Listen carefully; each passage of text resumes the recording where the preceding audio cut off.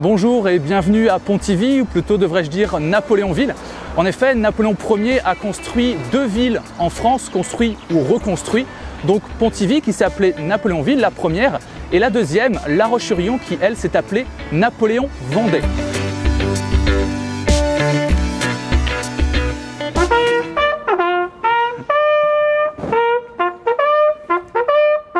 Nous voici devant la gare de Pontivy, donc elle ne date évidemment pas de Napoléon Ier puisque le train n'existait pas, elle date de Napoléon III.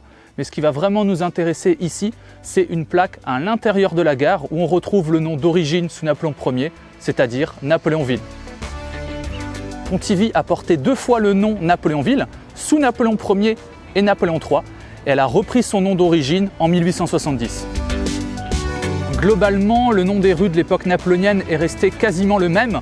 On va voir quelques changements, mais ce qui est le plus intéressant, c'est qu'on va retrouver trois thèmes, donc des grands personnages, des batailles et des signatures de traités de paix. Concernant cette rue, elle est un petit peu particulière, puisque son nom d'origine était rue Impériale, ensuite rue Royale et aujourd'hui rue Nationale.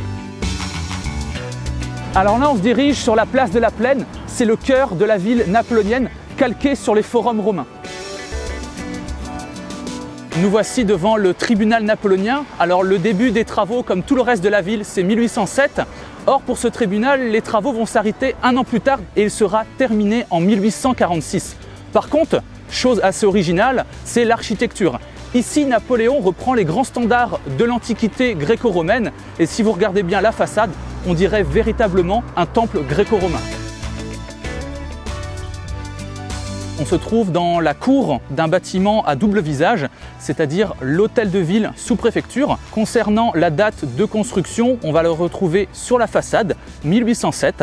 La mairie sera terminée en 1834, alors que la sous-préfecture, elle, sera terminée en 1839. On va faire face à de l'architecture néoclassique, c'est-à-dire qu'on reprend les standards de l'architecture antique gréco-romaine, mais réadaptée au goût du XVIIIe siècle et début XIXe siècle. Donc très grande symétrie entre les portes, les fenêtres et notamment si vous regardez juste au-dessus de la porte d'entrée, on retrouve un triangle, c'est ce qu'on appelle un fronton à l'antique.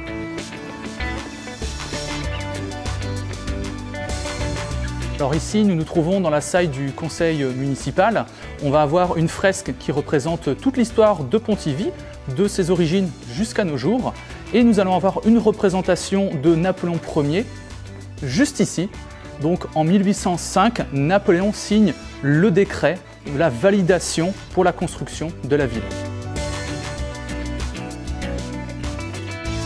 Nous voici à l'intérieur de l'église impériale qui n'a pas été construite par Napoléon Ier mais par Napoléon III suite à sa venue ici à Pontivy en 1858.